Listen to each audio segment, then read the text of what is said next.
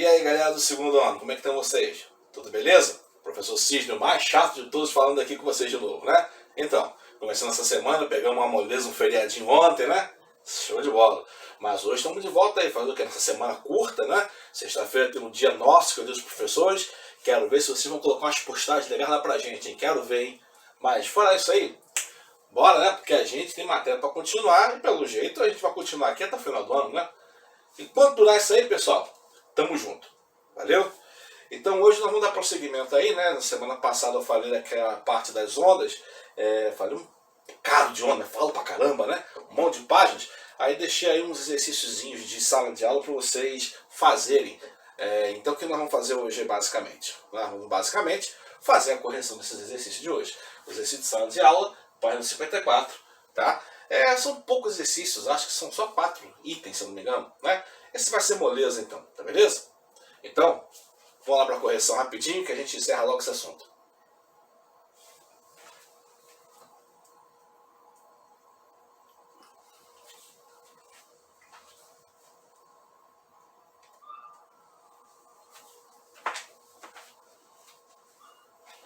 Bem, galera, isso aqui são os exercícios da página 54, são apenas os números 11, 12, 13, 14 e 15, se eu não me engano, né? Então são 5 itens, na verdade não são 4.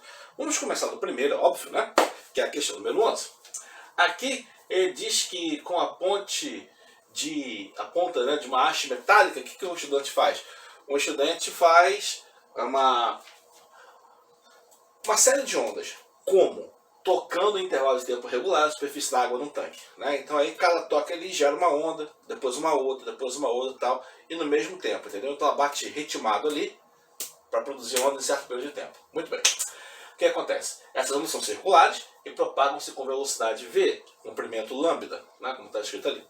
Se esse estudante diminuir o intervalo de 2 toques, ou seja, estava batendo assim, e de repente bater assim, diminuir o intervalo, né? Então estava batendo assim, de repente começar a bater mais rápido. Percebeu? Muito bem. 2 toques consecutivos na superfície da água, a velocidade de propagação vai acontecer o quê? E o comprimento de onda vai acontecer o quê? Muito bem. Quando ele toca a superfície da água, gera ondas. Então gera primeiro aqui, depois aqui, depois aqui, ok? Mais ou menos isso, uma onda, depois a outra, depois a outra. Pois bem, o que vai acontecer? Ele vai apenas apertar o passo, diminuir o tempo entre os toques consecutivos. Mas a água não vai ser alterada. E como a velocidade de propagação das ondas só depende do meio, e o meio não mudou, então a velocidade das ondas vai ser mantida, não vai ser alterada. Então aqui, ó, irá manter-se. Ok? Por quê? Porque a velocidade só depende do ambiente. Como o ambiente continua sendo água, então não vai ser alterado pela velocidade. Beleza? Agora, o comprimento de onda. É claro que quando você aumentar a frequência, né? A frequência, lembra da formulazinha? Dá para você entender isso de maneira racional, também de maneira lógica matemática. Na lógica matemática aqui, essa velocidade, que é o valor de v, vai ficar igual. Para ficar igual, se eu aumentei o valor da frequência, porque eu estou fazendo mais vezes a cada segundo, o comprimento de onda, para manter o mesmo número aqui, eu aumentei esse aqui vai ter que compensar diminuindo. Então o comprimento de onda vai diminuir. Uma outra maneira de você entender isso é que como as ondas seguem com a mesma velocidade, eu vou ter uma onda criada. No próximo intervalo de onda, a onda vai ter andado menos que aquela ali. Então vai estar mais pertinho. E vai estar mais pertinho da outra. E vai estar mais pertinho da outra. Ó, o comprimento de onda é basicamente esse intervalo aqui, ó, entre 2 cristas consecutivas. Olha como é que diminuiu. Entendeu? Então assim, vai realmente diminuir o comprimento de onda por causa do fato de ter aumentado a frequência. Então logo, se a velocidade vai se manter e o comprimento de onda vai diminuir, deixa eu pegar aqui o vermelho, né? Então a opção correta é manter-se constante, diminuir. Letra C. Ok? Muito bem. Questão número 12. Duas emissoras de rádio, uma emissora X e uma emissora Y, transmite nas frequências 850 kHz e 1300 kHz. Beleza. Nessa ordem. Essas são as frequências das ondas eletromagnéticas emitidas por essas emissoras. Quando essas ondas se propagam no vácuo, ambas têm obrigatoriamente o quê? Bom, vamos lá. Apelando mais uma vez para a fórmula que eu coloquei aqui, uma característica das ondas eletromagnéticas é que não importa o tipo de ondas eletromagnéticas, todas elas têm a mesma velocidade de propagação, ou mesmo ritmo, se você preferir, a mesma velocidade de propagação no mesmo ambiente, no mesmo meio. Tá? Coisa que nem sempre acontece com as ondas mecânicas, mas as ondas eletromagnéticas, isso sempre é verdade. Então, como elas estão se propagando no vácuo, ambas, então isso quer dizer o quê? Quer dizer que elas estão no mesmo ambiente, então obrigatoriamente tem a mesma velocidade. Ok? Então nesse caso aqui, a letra A já é a resposta. Ok? Só por desencargo de consciência. Comprimento de onda. Bom, se tem frequência diferente, o comprimento de onda vai ser diferente porque a velocidade é a mesma. Não tem o mesmo comprimento de onda. Quem tem maior frequência tem menor comprimento. Quem tem menor frequência tem maior comprimento. Ok? Letra C, o mesmo período. O período é o inverso da frequência. Então, maior frequência, menor período. Menor frequência, maior período. Então, também está fora. Na letra D de dedo, a mesma amplitude. Não obrigatoriamente. A gente não fala nada da amplitude. A amplitude depende da fonte emissora. Então, assim, não obrigatoriamente tem que ter a mesma amplitude. Ok? Tudo depende da fonte emissora, então também está fora. Ok? Não tem como garantir isso. E letra E, velocidade menor quando se propagam na água. Quanto mais denso é o meio, menor é a velocidade das ondas eletromagnéticas. A densidade do vácuo é zero. Por quê? Não tem matéria nenhuma. A densidade da água não é zero, é 1. 1000 kg por metro cúbico ou 1 kg por litro. Né? Então, nesse caso, como a densidade da água é maior do que o vácuo, óbvio, né? Então a velocidade das ondas na água, das ondas eletromagnéticas, é menor do que a velocidade das ondas eletromagnéticas no vácuo. Ali está dizendo exatamente o contrário. Então por isso que está errado. Então só confirmando o que a gente tinha dito antes, tá? Letra A é realmente a opção correta. Tá bom? Aqui na questão 13 ficou um pouco embaixo. Eu vou então subir, e quando eu subir, esses cálculos aqui, essas coisas que eu fiz, vão sumir. Então anotem na apostila, tá? Para eu poder subir aqui, você não ficar desbaratado e ter que voltar ao vídeo. Então subindo aqui a questão número 13, rapidinho para a gente corrigir. Ok, questão 13 então. Ele fala ali, okay, que o som emitido por uma pessoa, é óbvio, depende da densidade do meio. A densidade do meio ele chama daquela letra grega ali, Rho. Ok? Muito bem. No caso do ar e da pressão P exercida pela caixa torácica através da relação a velocidade é igual a 2 vezes P, P é a pressão exercida pela caixa torácica, dividido por Rho, que é a densidade do ambiente. Isso é uma fórmula nova, isso não estava na matéria, o enunciado que deu agora, tá bom? Isso não estava na matéria, o enunciado deu essa fórmula agora, ok? Muito bem, vamos lá. Já a frequência do som emitido, quer dizer, a frequência da onda que você emite quando fala, está relacionada pela equação velocidade igual a comprimento vezes frequência, que é a mesma que a gente colocou aqui ainda agora, ele apagou, tá bom? F, né? Lambda é o comprimento de onda determinado pela caixa torácica e F é a frequência de onda. V é a velocidade da onda. Beleza. Então, os mergulhadores, após um longo tempo submerso, apresentam uma emissão de som anormal, comumente chamado de efeito Pato Donald. Por quê? Por causa do ar inalado conter maior parcela de gás hélio, que é menos denso do que o ar normal. É porque o ar que está dentro dos tanques de respiração submarina, né, que os caras levam nas costas, né, então, aquele ar ali é uma mistura específica de gases mais leves, porque o cara, ao respirar lá embaixo d'água por um período de tempo, a pressão da água sobre ele é muito grande, Então o corpo tem um pouco mais, obviamente, de dificuldade de fazer o movimento de puxar o ar e expirar o ar. Então por isso ele coloca uma mistura de gás mais fina, entre aspas, né? Menos densa, para facilitar esse trabalho. E tem uma relação matemática, V igual a 2P dividido pela densidade do meio, que é ρ, ok? Então tem essa velocidade aqui e ainda tem uma raiz quadrada aqui. Ok. Já a frequência do som emitida pela pessoa, ela obedece à equação comprimento vezes frequência. Ok? Equação de onda. Muito bem. Determinada pela caixa torácica o comprimento e a frequência. Tá? Ok, muito bem. Os mergulhadores, após longo tempo de mergulho, né, respirando ali pelo tanque e tal, né, o que acontece? Eles apresentam uma emissão de som fora do normal, comumente conhecida como efeito Pato-Donald, que é o quê? Em razão do ar inalado ter menor densidade do que o ar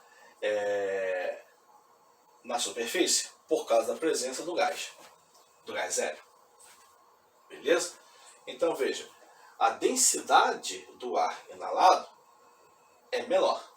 Então, se o número 1 é o ar normal e o número 2 é o ar que o cara respira quando está mergulhado, o ar do tanque, ok?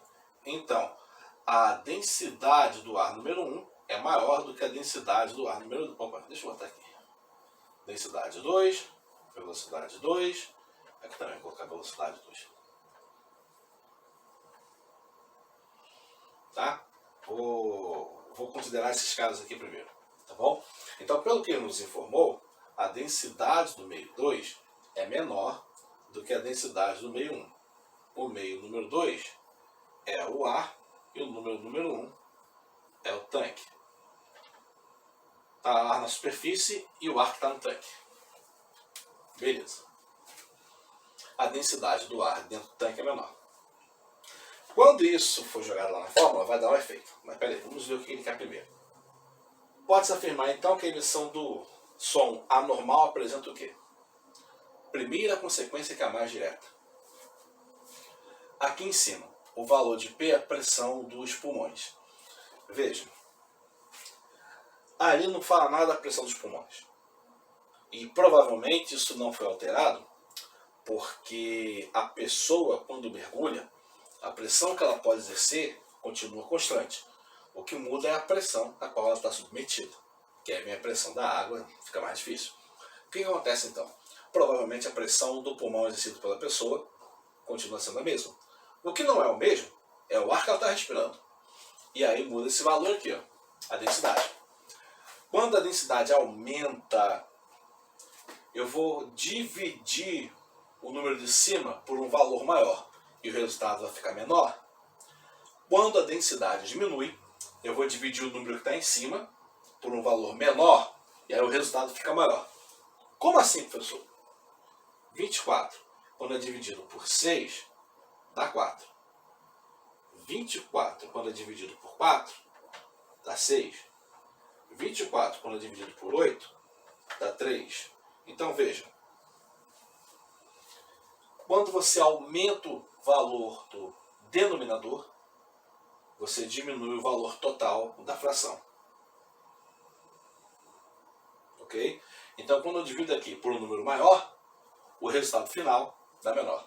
Então, aumentando a densidade, a velocidade fica menor.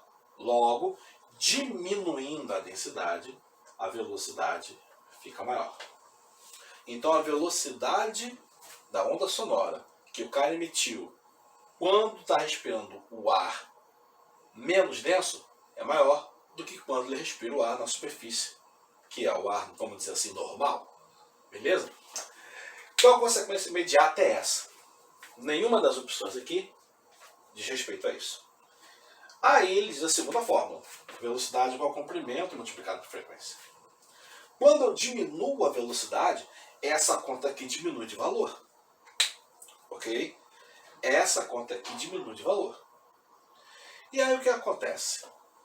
O que acontece com a voz do Pato Donald? A voz do Pato Donald é emitida por um sistema, ok? É emitida por um sistema. Esse sistema, ele continua sendo o mesmo. Ele não sofre alteração. Pleura, pulmões, garganta, é o mesmo tubo, percebam? É o mesmo tubo, ok? É a mesma membrana, fazendo o mesmo som.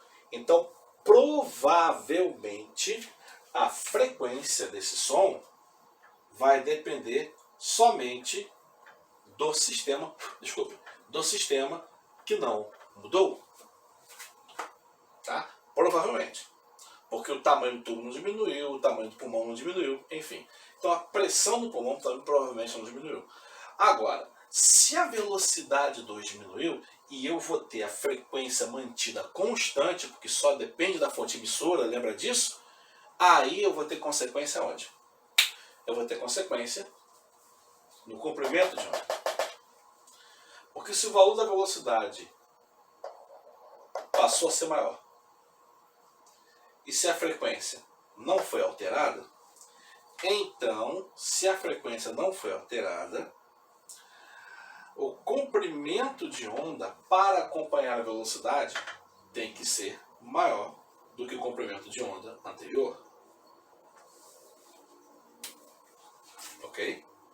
Tem que ser maior do que o comprimento de onda anterior. Beleza? Ok.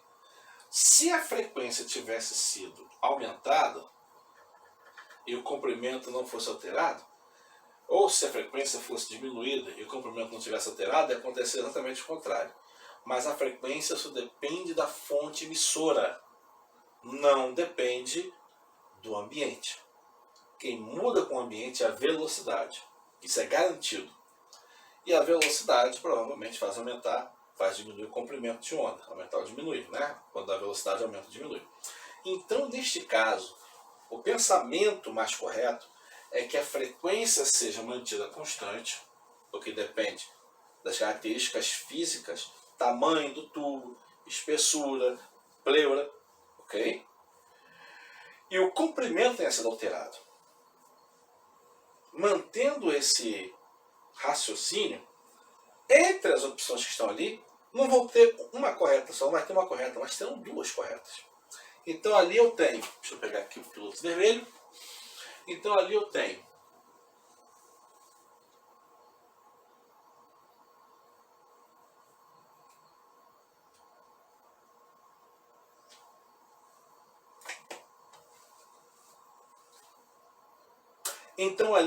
o quê?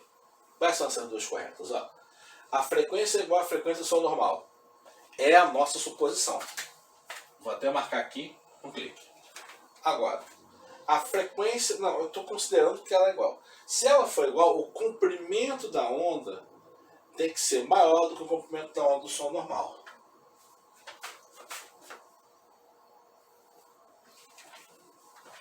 Ok? Então, na verdade, pela nossa suposição, vai dar aquele resultado ali, porque a velocidade aumentou, o comprimento de onda aumenta também quando a frequência se mantém igual. Então, na verdade, essa questão tem, na minha opinião, duas opções corretas, porque uma depende da outra. Ok? Eu tentei anteriormente a correção, achar a questão original para ver se houve algum erro na apostila. Procurei na internet e tal, e a minha procura não foi frutífera, não consegui achar a questão. Então pode ser uma questão que foi alterada em relação a uma questão que existia, e o cara na alteração da questão pode ter incorrido em algum erro. E isso dá a diferença que nós estamos observando aqui, tá bom? Mas o fato é que essa questão tem duas alternativas corretas. Fazer o quê? Tá bom? Isso acontece às vezes. Até com o professor aqui acontece isso, quantas questões eu não anulei, né? Vida que segue. Bora. Essa foi a questão 13. Vamos à questão 14 ali. Para a questão 14, eu vou subir um pouquinho, que eu vou ter que apagar aqui para usar os espaços. Então, deixa eu subir aqui para a gente usar 14 e 15 também. Muito bem, então, subi aqui um pouquinho, apaguei o que estava escrito para a gente ter espaço para resolver a questão 14. Então, vamos a ela ali. Na questão 14, ele diz que onda na superfície ondas superficiais, né, ondas que se propagam na superfície, pode ser da água, pode ser de um outro meio qualquer, não seria exatamente da água. Mas essas ondas têm um comprimento total de 15 centímetros, que elas são produzidas num tanque, não deve ser água mesmo, ou outro líquido, cuja profundidade é de 3,6 centímetros, ok? Sendo 10 metros por segundo ao quadrado a aceleração da gravidade. Então, quer que você calcule aproximadamente os valores da velocidade da onda e da frequência da onda. Como que eu vou calcular isso? Se você voltar um pouquinho na matéria, a gente falou que que a onda se propagando numa superfície líquida, especialmente da água, né? A gente falou para a água do mar, inclusive, ela tem uma velocidade que pode ser tirada por uma relação matemática. Essa velocidade,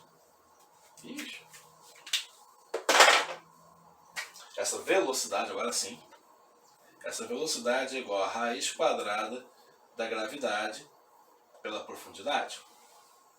Eu até fiz uma comparação entre essa equação e aquela equação da conservação da energia mecânica, energia cinética, energia potencial. Ok? Muito bem. Eu posso usar diretamente? Infelizmente não. Por quê? Porque alguns valores ali estão em unidades de medidas que não são as do sistema internacional. E isso vai me fazer converter as unidades de medida. Que valores são esses? Ó, o comprimento de onda é 15 centímetros. A profundidade é 3,6 centímetros, né? 3,6 centímetros. Para eu passar de centímetro para metro, eu tenho que dividir por 100. Então, eu vou ter que dividir cada um desses números aqui por 100. Isso vai me dar os seguintes resultados. 0,15 metros e 0,036 metros. Ok? Então, com esses com esses valores em metro que eu vou trabalhar. Tá bom? Para quê? Para calcular a velocidade, por exemplo. Aí a velocidade vai ser igual a raiz quadrada de 10 multiplicando o quê? 0,036.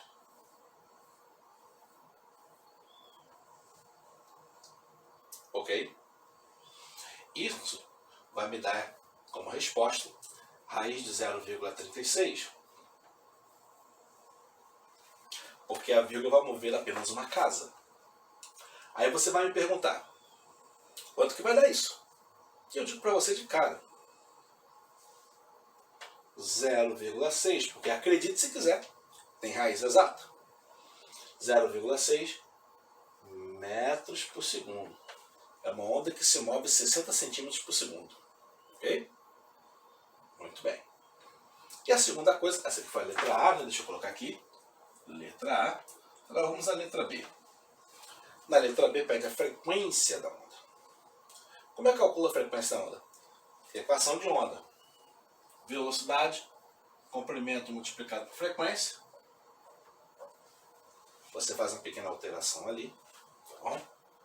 Frequência igual. Comprimento está multiplicando, passa para lá dividindo. Então, velocidade dividido pelo comprimento de onda. Neste caso, eu vou ter o valor da velocidade que eu acabei de calcular aqui. 0,6. Repara que já está em metros. Tá? E o comprimento de onda, que foi dado antes, 0,15, que também já está em metros. 0,15. Aqui metros por segundo e aqui em metros. O metro vai cortar com metro. Vai sobrar 1 sobre segundo, que é exatamente hertz. Ok? E 0,6 por 0,15. Quanto que vai dar isso? Pode fazer aí, não estou mentindo não, tá? Vai dar 4. Então é só uma onda que tem como frequência o valor 4 Hz. Viu? Essa aí então foi tranquilinha, né? Foi tranquilinho. Depende, né, professor? Pô, então esse negócio de passar para metro que é chato. Cara, pode ser chato, mas quanta gente fez isso? Quantas vezes fizemos isso ano passado? Entendeu? Então assim, a gente vai se acostumando, entendeu? Com o tempo a gente vai ganhando experiência e vai identificando. Ó, isso aí eu vou ter que fazer aquilo ali. Entendeu? Beleza? Ok, então. A questão número 15 tem uma parte na página 54 e uma parte na página 55. Por isso Eu vou subir aqui mais um pouquinho para a gente poder fazer daqui nesse espaço. Eu vou precisar apagar isso aqui, tá bom? Então é só subir aqui para a gente resolver a questão 15 e terminar. Ok, então subir aqui para a gente poder ver melhor a questão número 15. Vamos a ela, né? O que ele diz ali?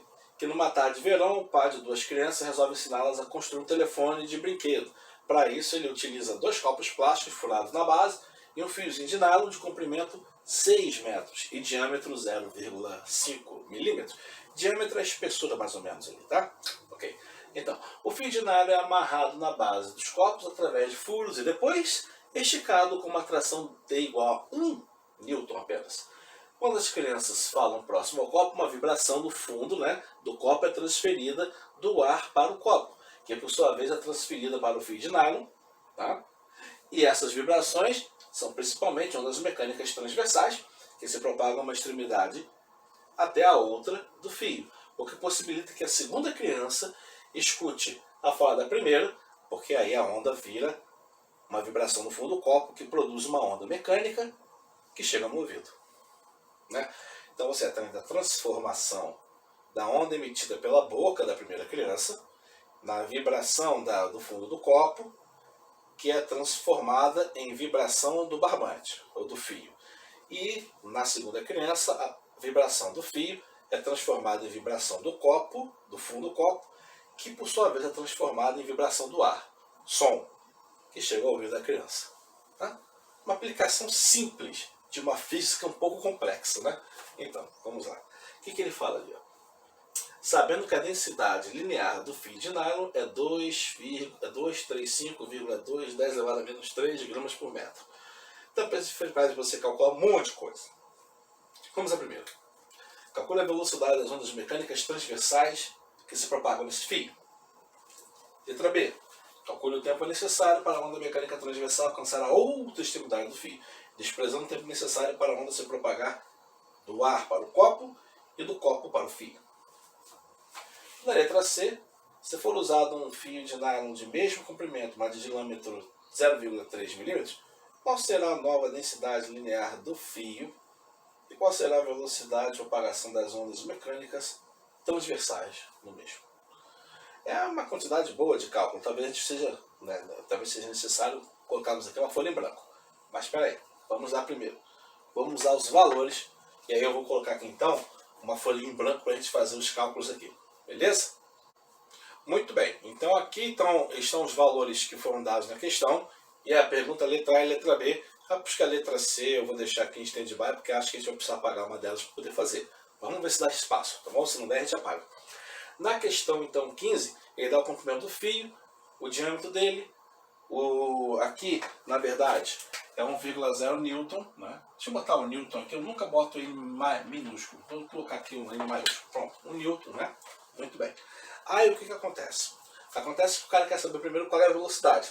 Lá na matéria, se você dá uma olhada lá, tem uma partezinha das ondas na corda, em que ele fala de uma equação que eu pedi você anotar do lado, ou que falei, não lembro se eu pedi você anotar ou não. Mas é chamada equação de Taylor, tá? Onde ele diz que a velocidade das ondas é igual à raiz quadrada da tração dividida pela densidade. O que é a densidade? A densidade é a distribuição da massa da corda ou do fio ao longo do seu comprimento, tá bom? Que ele já deu aqui, ó, o comprimento 1. Digo, a densidade número 1. O comprimento 1 ele também deu, tá? Que é o mesmo. Mas aqui, como é que eu vou usar esse valor de densidade se esse valor, em primeiro lugar, não está em unidade de sistema internacional e em segundo lugar não está nem escrito em notação científica direito? Olha aqui, tá? Como é que está escrito? De qualquer jeito, né? É uma bagunça, eu vou te dizer, rapaz. Mas vamos lá. Vamos transformar isso aqui então em notação científica. Direito, né, notação científica, e depois para a unidade do sistema internacional de medidas. Então aqui eu tenho grama por metro. Grama por metro, o metro, ok.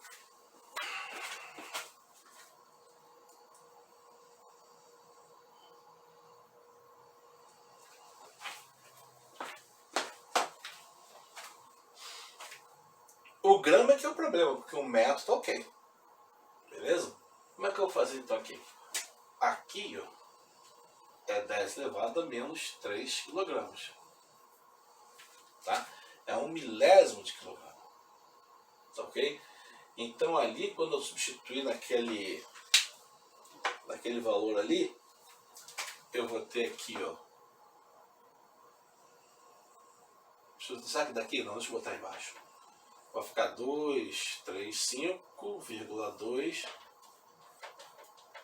vezes 10 elevado a menos 6 kg por metro. Tá? E se eu colocar na forma correta da notação científica, vai ficar 2,352, voltei duas casas, vezes 10 elevado a menos 4 kg por metro. Se você não entendeu o que eu fiz, acompanhe comigo. Ó. O grama é igual a 10 elevado a menos 3 kg. Então, daqui eu fiz essa transformação aqui. Tá bom? Foi daqui que apareceu isso. E daqui para cá, ó, eu andei duas casas. Mais duas casas. Mais dois aqui. Tá? Foi isso que eu fiz. Para poder achar essa informação escrita de maneira correta, né? Tanto em notação científica corretamente colocado, quanto também em unidade do sistema internacional. Então, na hora que eu vou fazer a conta, eu vou ter que jogar aquele número ali. Vai ficar feio pra caramba, mas fazer o que, né? Então, qual é a velocidade? A tração é 1 newton. E o número aqui é 2,352 10 elevado a menos 4. Tá? O único que a raiz é correta ali, o único valor da raiz é fácil de tirar é 1. Né? Raiz de 1 é 1. Mas o valor de baixo, completamente doido, né? Muito bem. Vou fazer uma coisa ali que é para a gente poder desmembrar o número direitinho e ver por que vai dar o resultado que vai dar. Eu vou desmembrar tirando a potência 10 do número. Veja que ele está do lado de baixo da fração. Quando ele passar para o lado de cima, o sinal do expoente muda. Somente.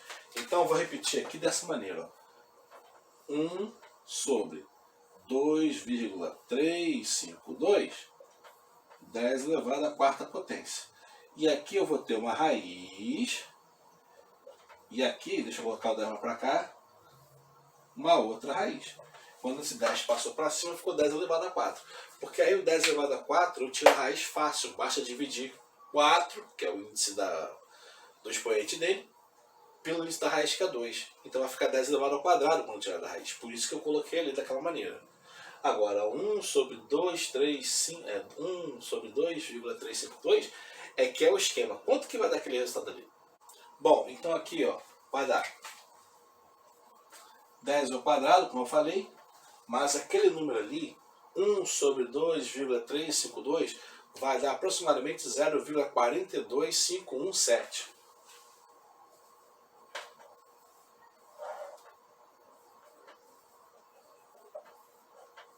Opa, peraí, esqueci do 0, aqui. Ó. Deixa eu botar aqui igual raiz quadrada de 0,42517. Esse número provavelmente não tem raiz. Eu vou ter que trabalhar com números próximos, ok? Quanto é que vai dar isso aproximadamente? Isso vai dar aproximadamente 0,65. Então aqui vai dar, eu vou botar aqui aproximadamente 0,65 vezes 10 elevado ao quadrado. Acho até que eu vou botar mais um número ali, apenas para ficar mais correto, vai dar 652. Tá? E aí, vai dar isso aqui. Eu posso colocar em notação científica, eu posso... São duas casas decimais só, deixa eu ficar aqui mais evidente que isso aqui é o expoente, pronto. São só duas casas decimais. Eu posso correr o número de duas casas decimais, ó. 75,2 metros por segundo.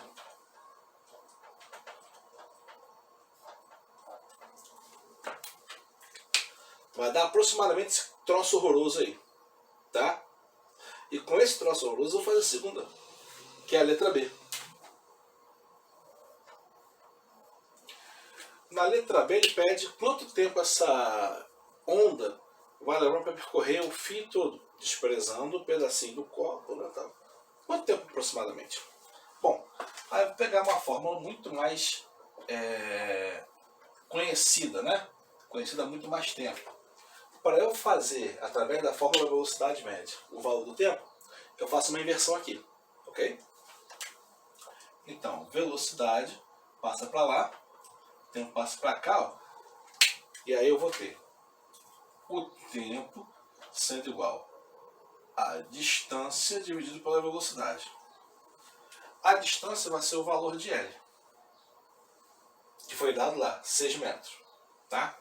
Então, o tempo vai ser 6 dividido por aproximadamente 65,2. E quanto que isso vai dar?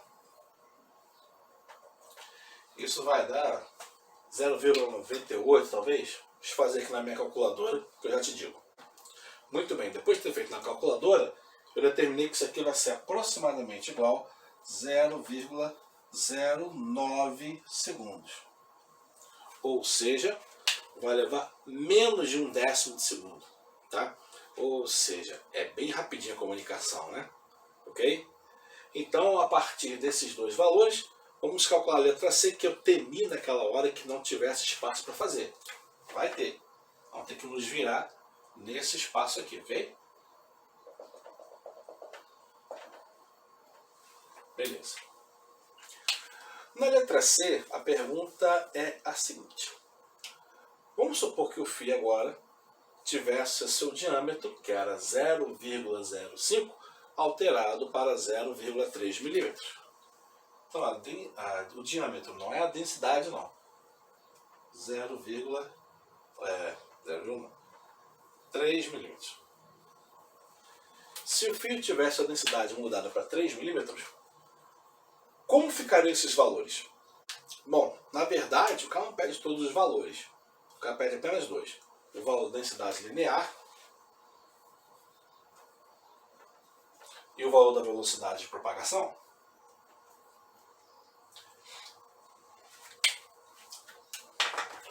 Pois bem, embora possa parecer uma questão que vai dar muito trabalho, não vai dar trabalho nenhum. Por quê? A densidade linear, qual é a definição? Densidade linear é o valor da massa do fio dividido pelo comprimento do fio. Se o sujeito tivesse falado que o valor da massa tivesse permanecido o mesmo, essa relação matemática teria o mesmo valor que antes, tá? Mas veja, 3 milímetros em relação a meio milímetro é 6 vezes maior. 6 vezes maior. Isso quer dizer que esse fio vai ser 6 vezes mais grosso do que o fio que foi usado anteriormente. E é claro que isso vai fazer uma diferença aqui, ó, na quantidade de massa que tem a cada metro. Tá ok? Agora, na distribuição, a princípio, isso não faria nenhuma diferença se o cara tivesse dito que a massa é a mesma. Então aqui, quando esse comprimento, no comprimento 2, foi igual a... Quando a diâmetro 2 foi igual a 3 milímetros, tá? Na verdade, isso vai me trazer a situação de que a massa número 2 será 6 vezes maior que a massa número 1. Tá? E isso vai me dizer que o comprimento, que a densidade 2, já que eu vou ter o mesmo comprimento, aguentando ou concentrando 6 vezes mais massa, vamos dizer assim, né? Que o diâmetro é maior.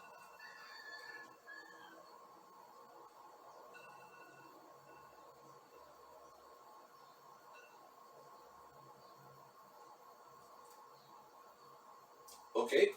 Então, a princípio, eu vou ter uma densidade que seja 6 vezes maior. Também. Já a velocidade, aí eu teria que ver, porque nós temos ali a velocidade 2 sendo, a velocidade 1 sendo aquele valor ali, tá? Mas isso não fica claro no enunciado. Porque o sujeito do enunciado me diz o seguinte: densidade linear. A densidade linear, ela só depende da massa e do comprimento. Nem a massa é alterada, nem o comprimento é alterado. Mas se nós fôssemos analisar tudo direitinho, eu teria que considerar isso. Mas eu não tenho, porque a definição de densidade linear é a massa dividida pelo comprimento. Então, na verdade, a questão deixa margem para uma dupla interpretação. E como deixa uma margem para dupla interpretação, nós vamos usar a interpretação mais simples para facilitar o nosso lado. Qual é a interpretação mais simples? Isso aqui tudo você apaga, ok? E aí você considera que o comprimento não é alterado, assim como a massa. Então a densidade linear do número 2 continua sendo igual à densidade linear do número 1, o que significa que a velocidade número 2 vai ser igual à velocidade número 1. Tá? Porque eu vou ter a velocidade dependendo da tração, que vai continuar a mesma, e da densidade linear, que vai continuar a mesma. Então, nesse caso aqui, nós vamos considerar o quê? Que a densidade não é afetada.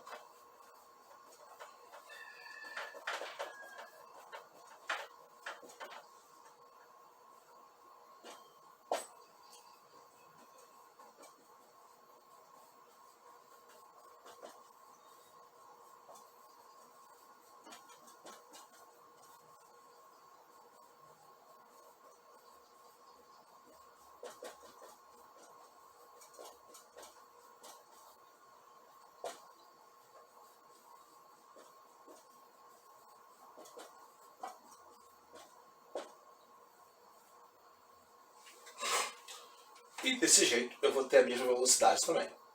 Ok? Então, para nós, a interpretação mais simples, e provavelmente a mais correta, é que a densidade não é afetada pela mudança do diâmetro, e isso vai fazer com que as densidades sejam iguais, e que, por suas vezes, a velocidade sejam também iguais. Ok, pessoal? Beleza? Então, essa interpretação aqui resolve o nosso problema. Não precisa fazer mais cálculo. Os cálculos que eram necessários já foram feitos. Bem, pessoal, por hoje, então, é só essa parte aí. Aí, nos próximos momentos, aí, eu vou estar gravando também uma parte da matéria para a gente dar continuidade, tá bom? E como eu falei no vídeo da semana anterior, vão haver outros exercícios que eu vou passar, mas por enquanto são só esses, tá bom? Deixa eu completar essa próxima parte dos fenômenos ondulatórios, que aí a gente faz um apanhado mais geral, né? O capítulo de ondas mais completo, para a gente poder dar continuidade à matéria sem ter que fazer com que vocês tenham uma quantidade de matéria acumulada muito grande a cada aula. Beleza, pessoal? Então até a próxima aula. Vejo vocês lá. Valeu? Um abraço. Até daqui a pouco.